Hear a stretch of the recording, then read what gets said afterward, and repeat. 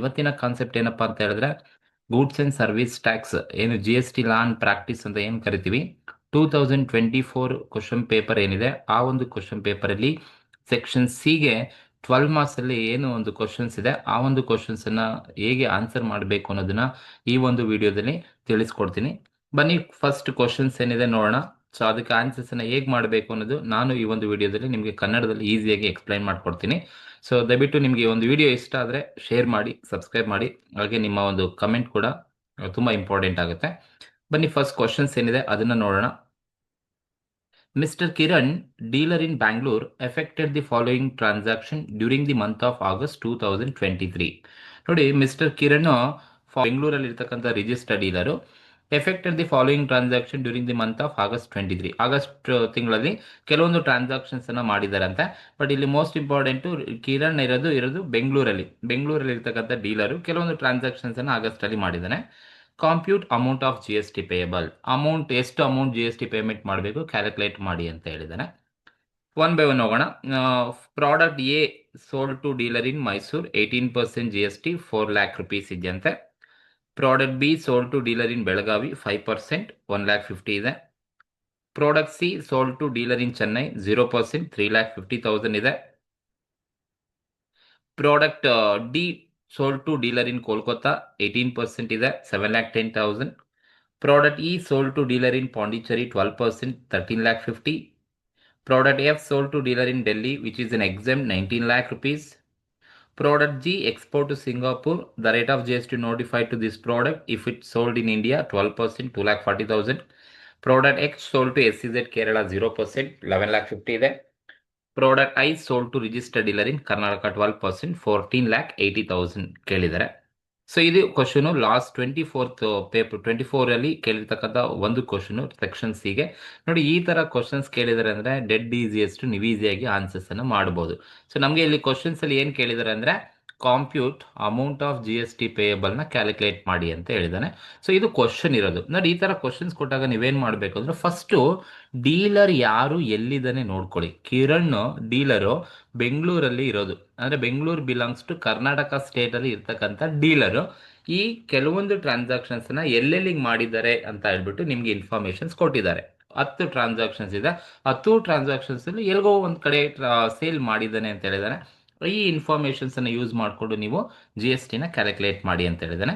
So ನೋಡಿ, ಈ ತರ ಕ್ವಶನ್ಗೆ ನೀವು GST ನ ಕ್ಯಾಲ್ಕುಲೇಟ್ ಮಾಡಬೇಕು ಅಂದ್ರೆ computation of GST payable. So ನೀವು GST ಪೇಯಬಲ್ ನ ಕ್ಯಾಲ್ಕುಲೇಷನ್ಸ್ ಅನ್ನ ಮಾಡಬೇಕಾಗುತ್ತೆ. 5 ಕಾಲಮ್ ಹಾಕೊಳ್ಳಿ ಒಟ್ಟು. First column particulars, second column nature, CGST, SGST, IGST. ಈ column mandatory. Particular, nature, CGST, SGST, IGST. ಈಗ ಫಸ್ಟ್ ಸೆಂಟೆನ್ಸ್ ಏನಿದೆ ನೋಡಿ, ಮೊದಲನೇ ಪಾಯಿಂಟ್ ಹೇಳುತ್ತೆ product A sold to dealer in Mysuru 18%. ನೋಡಿ, ಪ್ರಾಡಕ್ಟ್ ಎ ಅನ್ನೋ ಪ್ರಾಡಕ್ಟ್ ಅನ್ನ ಮೈಸೂರಿಗೆ ಸೇಲ್ ಮಾಡ್ತಾ ಇದ್ದಾನೆ, 18% ಟ್ಯಾಕ್ಸ್ ಇದೆ, 4 lakh rupees ವ್ಯಾಲ್ಯೂ ಇರ್ತಕ್ಕಂಥದ್ದು. ಸೊ ಹಾಗಾಗಿ ಫಸ್ಟ್ ಒನ್ ಏನಿದೆ, product A sold to dealer in Mysuru. Product A ನೋಡಿ, ಪ್ರಾಡಕ್ಟ್ ಎ ಅನ್ನೋ ಪ್ರಾಡಕ್ಟ್ ಅನ್ನ ಸೇಲ್ ಮಾಡ್ತಾ ಇದ್ದಾನೆ, ಮೈಸೂರಿಗೆ ಸೇಲ್ ಮಾಡ್ತಾ ಇರೋದು. ಸೊ ಮೈಸೂರಿಗೆ ಸೇಲ್ ಮಾಡ್ತಾ ಇರೋದು, ಸೊ ಇದು ಗೊತ್ತಿರಬೇಕು. ಈಗ ಡೀಲರ್ ಇರೋದಿಲ್ಲಪ್ಪ ನೋಡಿ, ಡೀಲರ್ ಇರೋದು ಬೆಂಗಳೂರಲ್ಲಿ, ಸೇಲ್ ಮಾಡ್ತಾ ಇರೋದು ಮೈಸೂರಿಗೆ. ಬೆಂಗಳೂರು ಮತ್ತೆ ಮೈಸೂರು ಕರ್ನಾಟಕ ಸ್ಟೇಟ್ ಒಳಗಡೆನೆ ಬರೋದ್ರಿಂದ ಇದನ್ನ ಎಂತ ಸಪ್ಲೈ ಅಂತ ಕರಿತೀವಪ್ಪ ಅಂತ ಹೇಳಿದ್ರೆ ನೇಚರ್ ಬಂದು ಇಂಟ್ರಾ ಸ್ಟೇಟ್ ಸಪ್ಲೈ ಅಂತ ಕರಿತೀವಿ. ನೇಚರ್ ಬಂದು ಇಂಟ್ರಾ ಅಂತ ತಗೋಬೇಕಾಗುತ್ತೆ. ಬಿಕಾಸ್ ಮೈಸೂರು ಮತ್ತೆ ಬೆಂಗಳೂರು ಮಧ್ಯೆ ಟ್ರಾನ್ಸಾಕ್ಷನ್ ಆಗಿರೋದು ವಿತ್ ಇನ್ ದಿ ಸ್ಟೇಟ್ ಆಗುತ್ತೆ, ಇಂಟ್ರಾ ಅಂತ ಕರಿತೀವಿ. ಯಾವಾಗ ಇಂಟ್ರಾ ಸ್ಟೇಟ್ ಸಪ್ಲೈ ಆಗುತ್ತೆ, ಸೊ ನಿಮಗೆ ಟ್ಯಾಕ್ಸಬಲ್ ವ್ಯಾಲ್ಯೂ ಬಂದು 4 lakh rupees ಇದೆ.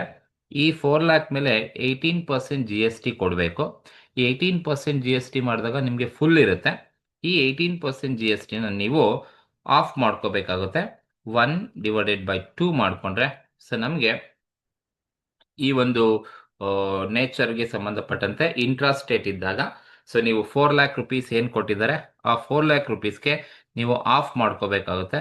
ಸೊ ಅವಾಗ ಆಫ್ ಮಾಡ್ಕೊಂಡಾಗ ನಿಮಗೆ ಈ ಒಂದು ಆನ್ಸರ್ಸ್ ಬರುತ್ತೆ. ಈಗ ಕ್ಯಾಲ್ಕುಲೇಷನ್ಸ್ ಅನ್ನ ಮಾಡಿದ್ರೆ ನಿಮಗೆ 4 lakh ಇಂಟು 18% ಇಂಟು ಆಫ್ ಮಾಡಿದ್ರೆ ಸೊ ಎಸ್ ಬರುತ್ತಪ್ಪ ಅಂತ ಹೇಳಿದ್ರೆ ನೋಡಿ, ಪ್ರಾಡಕ್ಟ್ ಎ ಸೇಲ್ ಮಾಡಿದ್ದಾನೆ ಮೈಸೂರಲ್ಲಿರೋ ಡೀಲರ್ಗೆ ಸೇಲ್ ಮಾಡೋದು, ಹಾಗಾಗಿ ಇದು ಗೊತ್ತಿರಬೇಕು. ಮೈಸೂರಲ್ಲಿರೋ ಡೀಲರ್ಗೆ ಸೇಲ್ ಮಾಡಿರೋದ್ರಿಂದ ಸೊ ಬೆಂಗಳೂರಲ್ಲಿರೋ ಡೀಲರು ಮೈಸೂರಿಗೆ ಸೇಲ್ ಮಾಡಿದ್ದಾನೆ, ಇಂಟ್ರಾ ಅಂತ ಕರಿತೀವಿ. ಸೊ 4 lakh rupees ವ್ಯಾಲ್ಯೂ ಇರ್ತಕ್ಕಂಥದ್ದು, ಟೋಟಲ್ 18% ಇದೆ. ಸೊ ಡಿವೈಡೆಡ್ ಬೈ ನೀವು ಆಫ್ ಮಾಡಿದ್ರೆ ಆಫ್ ಮಾಡಿದ್ರೆ 36,000 ಬರುತ್ತೆ. ಸೊ ಹಾಗಾಗಿ ನೀವು 36,000 CGST ಮತ್ತೆ 36,000 SGST ಕೊಡಬೇಕು. IGSTಗೆ ಕೊಡೋಂಗಿಲ್ಲ, ಏನಕ್ಕೆ ಅಂದರೆ ಇದು ಇಂಟ್ರಾ ಸ್ಟೇಟ್ ಸಪ್ಲೈ ಆಗಿರುತ್ತೆ. ಸೊ ಇಂಟ್ರಾ ಸ್ಟೇಟ್ ಸಪ್ಲೈ ಆದಾಗ ನಾವು ಎಷ್ಟು ಪರ್ಸೆಂಟ್ ಟ್ಯಾಕ್ಸ್ ಇರುತ್ತೋ ಅಷ್ಟು ಪರ್ಸೆಂಟನ್ನು ಆಫ್ ಮಾಡಬೇಕಾಗುತ್ತೆ. ಯಾಕಂದರೆ ಡೀಲರ್ ಇರೋದು ಬೆಂಗಳೂರಲ್ಲಿ, ಮೈಸೂರಿಗೆ ಸೇಲ್ ಮಾಡಿದ್ದಾನೆ, ಹಾಗಾಗಿ ಇದನ್ನು ಇಂಟ್ರಾ ಸ್ಟೇಟ್ ಅಂತ ಕರಿತೀವಿ. ಯಾವಾಗ ಇಂಟ್ರಾ ಅಂತ ಗೊತ್ತಾಗುತ್ತೆ, ಎಷ್ಟು ವ್ಯಾಲ್ಯೂ ಇದೆ, ಎಷ್ಟು ಪರ್ಸೆಂಟ್ ಇದೆ, ಅದನ್ನು ಆಫ್ ಮಾಡ್ಕೊಳ್ಳಿ. ನಿಮಗೆ ಬರೋ ಅಮೌಂಟು CGST SGST ಕೊಡಿ. ಇದು ಮೊದಲನೇ ಪಾಯಿಂಟ್. ಎರಡನೇದು product B sold to dealer in Belagavi. ಹೇಗೆ ನೋಡಿ, ಬೆಳಗಾವಿಗೆ ಸೇಲ್ ಮಾಡ್ತಾ ಇದ್ದಾನೆ, ಬೆಳಗಾವಿ ಇರೋದು ಕೂಡ ಕರ್ನಾಟಕದಲ್ಲಿ ಆಗುತ್ತೆ, ಹಾಗಾಗಿ ಇಂಟ್ರಾ ಸ್ಟೇಟ್ ಸಪ್ಲೈ ಆಗುತ್ತೆ. ಸೊ ಬಂದು so product B sold to dealer in Belagavi. So send product B sold to dealer in Belagavi.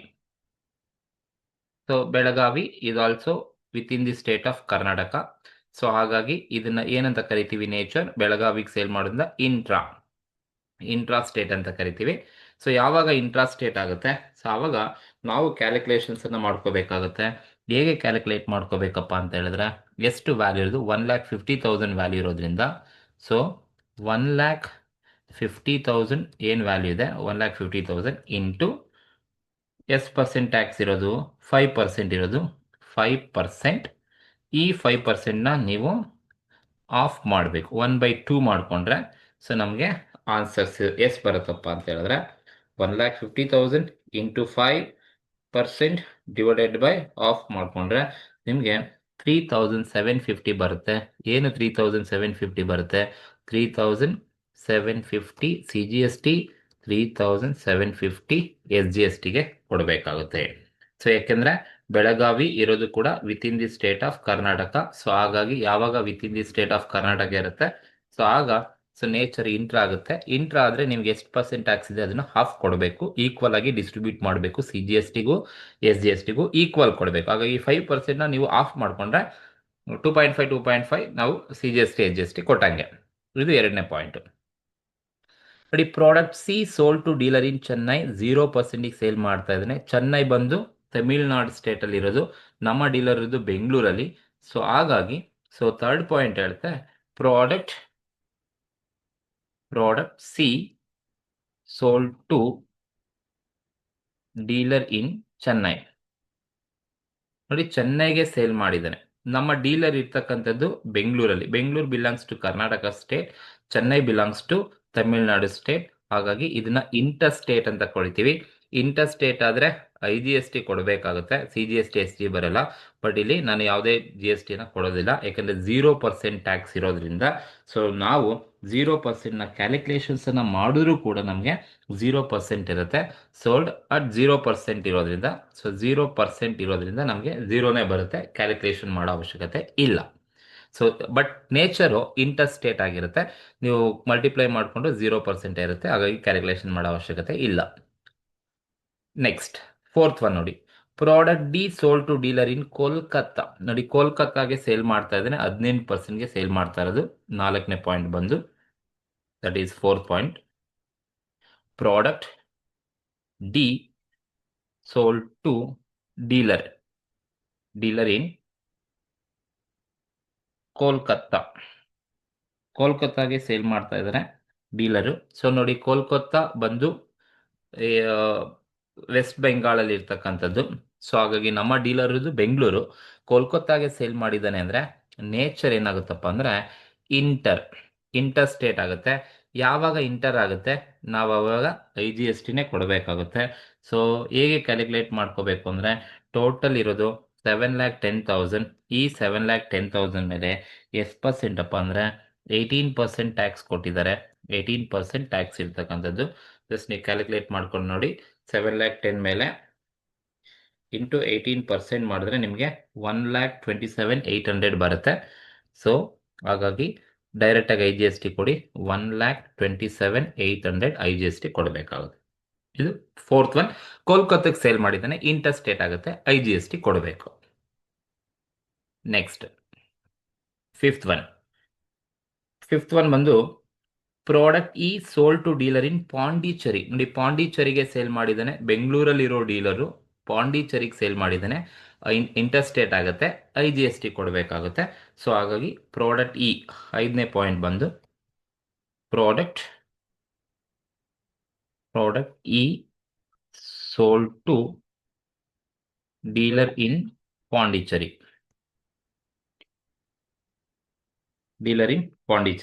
ನೋಡಿ, ಪಾಂಡಿಚೇರಿಗೆ ಸೇಲ್ ಮಾಡಿದ್ದಾನೆ. ಪಾಂಡಿಚೇರಿ ಬಂದು ಇಟ್ಸ್ ಎ ಯೂನಿಯನ್ ಟೆರಿಟರಿ ಆಗುತ್ತೆ. ಬಟ್ ನಮ್ಮ ಡೀಲರ್ ಇರ್ತಕ್ಕಂಥದ್ದು ಬೆಂಗಳೂರಲ್ಲಿ ಇರ್ತಕ್ಕಂಥದ್ದು.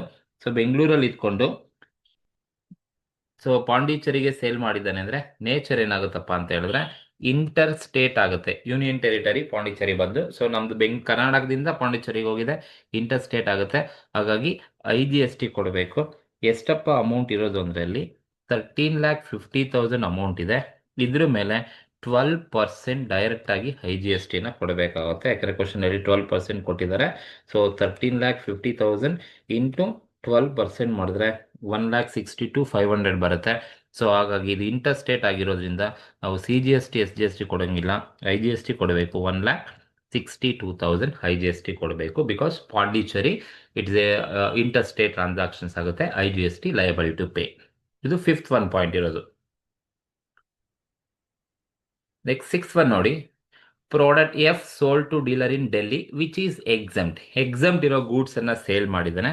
ಹಾಗಾಗಿ ಸೊ 6ನೇ ಪಾಯಿಂಟ್ ಬಂದು 6 ಬಂದು product F sold to a dealer in Delhi.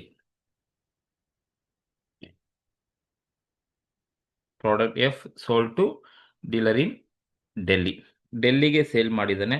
So sale ಮಾಡಿರೋ ಪ್ರಾಡಕ್ಟ್ಸು ಕರ್ನಾಟಕದಿಂದ ಡೆಲ್ಲಿಗೆ ಹೋಗಿದೆ, ಅದು ಇಂಟರ್ ಆಗುತ್ತೆ. ನೇಚರ್ ಬಂದು ಡೆಲ್ಲಿ ಸೇಲ್ ಮಾಡೋದ್ರಿಂದ ಇಂಟರ್ ಸ್ಟೇಟ್ ಟ್ರಾನ್ಸಾಕ್ಷನ್ಸ್ ಆಗುತ್ತೆ. ಐ ಜಿ ಎಸ್ ಟಿ ಕೊಡಬೇಕು. ಸಿ ಜಿ ಎಸ್ ಟಿ ಕೊಡಂಗಿಲ್ಲ, ಎಸ್ ಜಿ ಎಸ್ ಟಿನೂ ಕೊಡಂಗಿಲ್ಲ, ಐ ಜಿ ಎಸ್ ಟಿ ಕೊಡಬೇಕು. But it is exempt. So ಅವ್ರು ಹೇಳಿದರೆ ಕ್ವಶನ್ ಅಲ್ಲಿ ಇದು ಎಕ್ಸಮ್ಟೆಡ್ ಅಂತ ಹೇಳಿದ್ದಾರೆ. ಸೊ ಏನು ಡೆಲ್ಲಿಗೆ ಸೇಲ್ ಮಾಡ್ತಾನೆ ಎಕ್ಸಮ್ಟ್ ಅಂತ ಹೇಳಿದ್ರೆ I G S T column ಅಲ್ಲಿ ಬಂದು ಎಕ್ಸಮ್ಟ್ ಅಂತ ತೋರಿಬೇಕಾಗುತ್ತೆ, ಟ್ಯಾಕ್ಸ್ ಕೊಡೋ ಹೋಗಿಲ್ಲ. Because it is an exempted goods ಅಂತ ಅರ್ಥ ಕ್ವಶನ್ ಅಲ್ಲಿ ಅವರೇ ಹೇಳಿರೋದ್ರಿಂದ.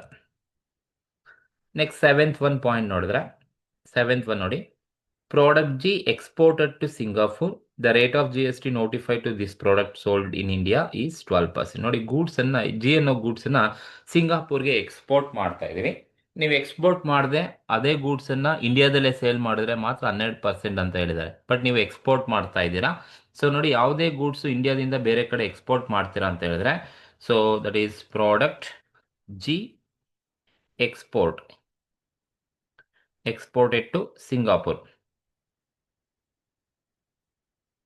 ನೀವು ಸಿಂಗಾಪುರ್ಗೆ ಎಕ್ಸ್ಪೋರ್ಟ್ ಮಾಡ್ತಾ ಇದ್ದೀರಾ ಅಂದ್ರೆ ನೇಚರ್ ಬಂದು ಇಂಟರ್ ಸ್ಟೇಟೇ ಆಗುತ್ತೆ. So I G S T ಕೊಡಬೇಕಾಗುತ್ತೆ. ಬಟ್ ಇಲ್ಲಿ ಯಾವುದೇ ಥರದ ಟ್ಯಾಕ್ಸನ್ನು ಕೊಡೋಗಿಲ್ಲ. ಏನಕ್ಕೆ ಅಂದರೆ ಸಿಂಗಾಪುರ್ಗೆ ನೀವು ಕಳಿಸ್ತಾ ಇದ್ದೀರಾ, ಎಕ್ಸ್ಪೋರ್ಟ್ ಮಾಡ್ತಾ ಇದ್ದೀರಾ. ಸಿಂಗಾಪುರ್ ಮತ್ತು ಎಕ್ಸ್ಪೋರ್ಟ್, ಯಾವಾಗ ಗೂಡ್ಸನ್ನು ನೀವು ಎಕ್ಸ್ಪೋರ್ಟ್ ಮಾಡ್ತೀರಾ, ಸೊ ಒಂದು ನಮ್ಮ ಇಂಡಿಯಾದಿಂದ ನೀವು ಬೇರೆ ಕಡೆ ಎಕ್ಸ್ಪೋರ್ಟ್ ಮಾಡ್ತೀರಾ ಅಂತ ಹೇಳಿದ್ರೆ, so export to outside the country is taxable at 0%. So ಹಾಗಾಗಿ ಟ್ಯಾಕ್ಸಬಲ್ ಅಟ್ 0% ಅಂತ ಕರಿತೀವಿ. ಸೊ 0% ಇರೋದ್ರಿಂದ ನೀವು ಮಲ್ಟಿಪ್ಲೈ ಮಾಡಿದ್ರೆ 0 ಬರುತ್ತೆ. Exports goods from India to outside the India is taxable at 0% only. It is called as zero rated supply ಅಂತ ಕರಿತೀವಿ. Goods ಅನ್ನ ಎಕ್ಸ್ಪೋರ್ಟ್ ಮಾಡಿದ್ರೆ ಅದನ್ನ ಝೀರೋ ರೇಟೆಡ್ ಸಪ್ಲೈ ಅಂತ ಕರಿತೀವಿ. ಹಾಗಾಗಿ ಎಕ್ಸ್ಪೋರ್ಟ್ ಆರ್ ಅಟ್ರಾಕ್ಟೆಡ್ ಅಟ್ 0%. ನೀವು ಮಲ್ಟಿಪ್ಲೈ ಮಾಡಿದ್ರೆ ನಿಮಗೆ 0ನೇ ಬರುತ್ತೆ. Next, product H sold to S E Z in Kerala. ಹೇಗೆ ನೋಡಿ, ಪ್ರಾಡಕ್ಟ್ ಎಚ್ ಅನ್ನ ಸೇಲ್ ಮಾಡಿದರೆ 8ನೇ ಪಾಯಿಂಟ್ ಅಲ್ಲಿ 8th one, product H sold to S E Z, that is special economic zone in Kerala. So ನೋಡಿ, ಕೇರಳಗೆ ಸೇಲ್ ಮಾಡ್ತಾ ಇರೋದು. ಸೊ ಕೇರಳ ಸೇಲ್ ಮಾಡ್ತಾ ಇರೋದ್ರಿಂದ ನೇಚರ್ ಏನಾಗುತ್ತಪ್ಪ ಅಂದ್ರೆ ಇಂಟರ್ ಸ್ಟೇಟೇ ಆಗುತ್ತೆ. ಯಾಕಂದರೆ ಬೆಂಗಳೂರಿಂದ ನಾನು ಕೇರಳಗೆ ಕಳಿಸ್ತಾ ಇದ್ದೀನಿ. ಸೊ ಕೇರಳಗೆ ಕಳಿಸ್ತಾ ಇರೋದ್ರಿಂದ ಎಸ್ ಸಿ ಝೆಡ್ ಏನು ಎಸ್ ಸಿ ಝೆಡ್ ಕಳಿಸ್ತೀರಾ, it is also S C ಝೆಡ್ಗೆ ನೀವೇನು ಕಳಿಸ್ತೀರಾ, taxable at 0% only. So goods are exported to outside the country as well as goods are exported to outside the country as well as goods sold to SEZ is taxable at zero rated supply. 0% tax ಇರುತ್ತೆ, ಹಾಗಾಗಿ ಯಾವುದೇ ಥರದ tax ಅನ್ನ ಕೊಡುವಂಗಿಲ್ಲ. ಇದನ್ನ ನಾವು zero rated supply ಅಂತ consider ಮಾಡ್ತೀವಿ. ಇವೆರಡು ಪಾಯಿಂಟ್ ಗೊತ್ತಿರಬೇಕು. Goods sold to SEZ or goods exported to outside the India is taxable at 0% only. Even though if it is tax rate is given in the problem, don't consider. ಈ ಎರಡೂ ಕೂಡ export ಮತ್ತು SEZ ಏನು ಕಳಿಸ್ತೀವಿ ಇವೆರಡು ಗೊತ್ತಿರಬೇಕು. Sales ಮಾಡ್ಬೇಕಾದ್ರೆ export ಮಾಡ್ತೀರಾ, SEZಗೆ ಸೇಲ್ ಮಾಡ್ತೀರಾ ಅಂದರೆ is taxable at 0% only. Even though if it is tax rate is given in the question, don't consider, ignore. ಇದು 8 ಪಾಯಿಂಟ್ ಇರ್ತದೆ. ದೆನ್ ಲಾಸ್ಟ್ ಒನ್ ಬಂದು product I sold to registered dealer in Karnataka. ಕರ್ನಾಟಕದಲ್ಲೇ sale ಮಾಡಿದಾರಂತೆ, intra state ಆಗುತ್ತೆ. ಹಾಗಾಗಿ 9th one ಬಂದು product I sold to dealer in registered dealer in Karnataka. Karnataka sale ಮಾಡ್ತೇನೆ. So ಕರ್ನಾಟಕದಲ್ಲೇ ಸೇಲ್ ಮಾಡ್ತಾ ಇರೋದ್ರಿಂದ ನೇಚರು ಇಂಟ್ರಾ ಸ್ಟೇಟ್ ಆಗುತ್ತೆ. ಸೊ ನೇಚರ್ ಇಂಟ್ರಾ ಆಗುತ್ತೆ. ಸೊ ಯಾಕೆಂದರೆ ಬೆಂಗಳೂರಲ್ಲಿರೋದು ಕರ್ನಾಟಕದಲ್ಲೇ ಸೇಲ್ ಮಾಡ್ತಾ ಇದ್ವಿ, ಇಂಟ್ರಾ ಆಗುತ್ತೆ. ಸೊ ಹಾಗಾಗಿ ಸೊ ಟೋಟಲ್ ಬಂದು 14,80,000 ಇಂಟು 12% ಡಿವೈಡೆಡ್ ಬೈ ಆಫ್ ಮಾಡಿಕೊಂಡ್ರೆ ನಮಗೆ 88,800 ಬರುತ್ತೆ.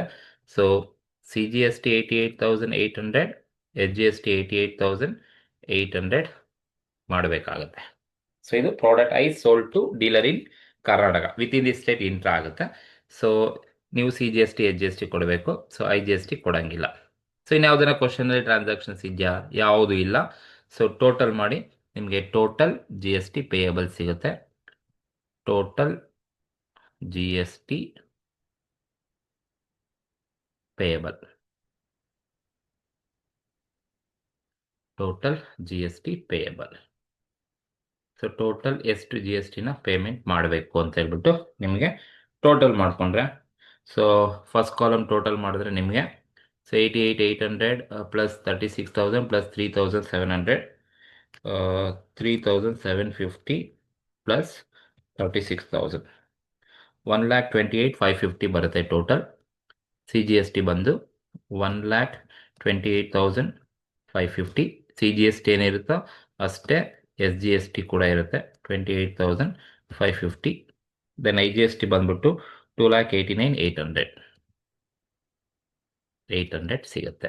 ಇದು ನಿಮಗೆ ಟೋಟಲ್ GST ಪೇಯಬಲ್. ನೋಡಿ ಇಲ್ಲಿ ಇಟ್ಸ್ ವೆರಿ ಸಿಂಪಲ್ ಕ್ವಶನ್ ಇದು. ಯಾವಾಗ ಕ್ವಶನಲ್ಲಿ ಸೇಲ್ಸ್ ಮಾಡಿದ್ದಾನೆ ಅಂತ ಕೊಟ್ಟಿರ್ತಾರೆ ನೋಡಿ, ಇದು ಎಲ್ಲ ಸೇಲ್ಸ್ ಮಾಡೋದು, ಪರ್ಚೇಸ್ ಡೀಟೇಲ್ಸ್ ಕೊಟ್ಟಿಲ್ಲ, ಬರೀ ಸೇಲ್ಸ್. ನೀವು ಸೇಲ್ಸ್ ಮಾಡ್ಬೇಕಾದ್ರೆ ಯಾರಿಗಾದ್ರೂ ಸೇಲ್ ಮಾಡಿ, ತಲೆ ಕೆಡಿಸ್ಕೋಬೇಡಿ. ನೀವು ಸೇಲ್ ಮಾಡಿರೋದು ವಿತ್ ಇನ್ ದಿ ಸ್ಟೇಟಾ ಔಟ್ಸೈಡ್ ದಿ ಸ್ಟೇಟಾ ಅಷ್ಟು ಮಾತ್ರ ನೋಡಿ. ವಿತ್ ಇನ್ ದಿ ಸ್ಟೇಟ್ ಆದರೆ ಇಂಟ್ರಾ, ಔಟ್ಸೈಡ್ ದಿ ಸ್ಟೇಟ್ ಆದರೆ ಇಂಟರ್. ಇಂಟರ್ಗೆ IGST ಕೊಡಿ, ಇಂಟ್ರಾ ಆದರೆ ಕೊಟ್ಟಿರೋ ಟ್ಯಾಕ್ಸನ್ನು ಆಫ್ ಮಾಡಿಕೊಂಡು CGST SGST ಕೊಡಿ. But goods sold to SEZ, goods exported to outside the India is taxable at 0% only, even though if it is tax rate is given in the ಕ್ವಶನಲ್ಲಿ tax rate ಕೊಟ್ಟರು ಕೂಡ export ಮಾಡ್ತೀರಾ, SEZಗೆ sale ಮಾಡ್ತೀರಾ 0%. ನೋಡಿ, sale ಮಾಡಿದ್ರೆ ಮಾತ್ರನೇ 0%. Import ಮಾಡ್ತೀರಾ ಕೊಡಬೇಕಾಗುತ್ತೆ. ಬಟ್ ಇಲ್ಲಿ ಸೇಲ್ಸ್ ಮಾತ್ರ ಇರೋದ್ರಿಂದ ನೀವು ಸೇಲ್ಸ್ ಮಾಡಬೇಕಾದ್ರೆ 0% ಅಂತ ತಿಳ್ಕೊ. ಈ ಒಂದು ವಿಡಿಯೋ ನಿಮ್ಗೆ ಇಷ್ಟ ಆಗಿದ್ರೆ ಲೈಕ್ ಮಾಡಿ, ಶೇರ್ ಮಾಡಿ. ಹಾಗೆ ಕಮೆಂಟ್ ಕೂಡ ನಿಮ್ಗೆ ಏನು ಅನ್ಸುತ್ತೆ ಅದನ್ನ ಕಮೆಂಟ್ ಕೂಡ ಮಾಡ್ಬೋದು. Thank you.